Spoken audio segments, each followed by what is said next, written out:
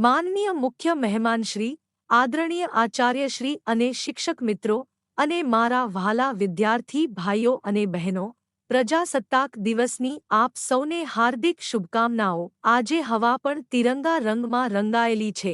આજે ધરતી પણ ભારત માતા કી જય બોલે છે, કારણ કે આજનો દિવસ માત્ર તારીખ નથી, આજનો દિવસ છે ભારતના આત્મસન્માનનો, ભારતના સંવિધાનનો અને ભારતના યુવાનોના સંકલ્પનો। 26 જાન્યુઆરી 1950 એ દિવસ જ્યારે ગુલામીની બેડીઓ તૂટ્યા પછી ભારતે પોતાના ભાગ્યનો કલમ હાથમાં લીધો અને લખ્યું, અમે ભારતના લોકો।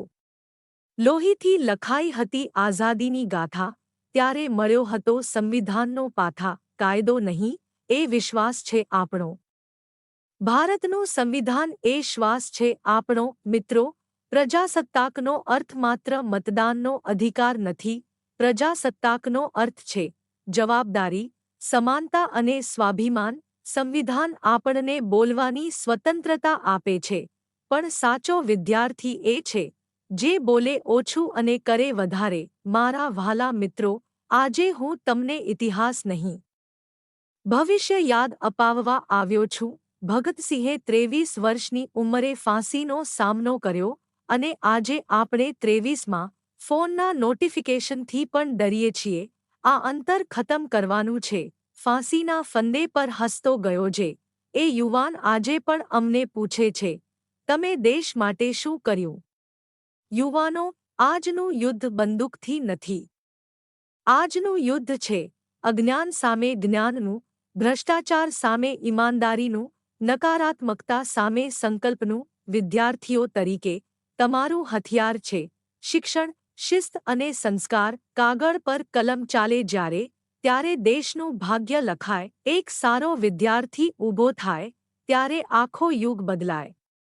મિત્રો, ભારત વિવિધતાનો દેશ છે।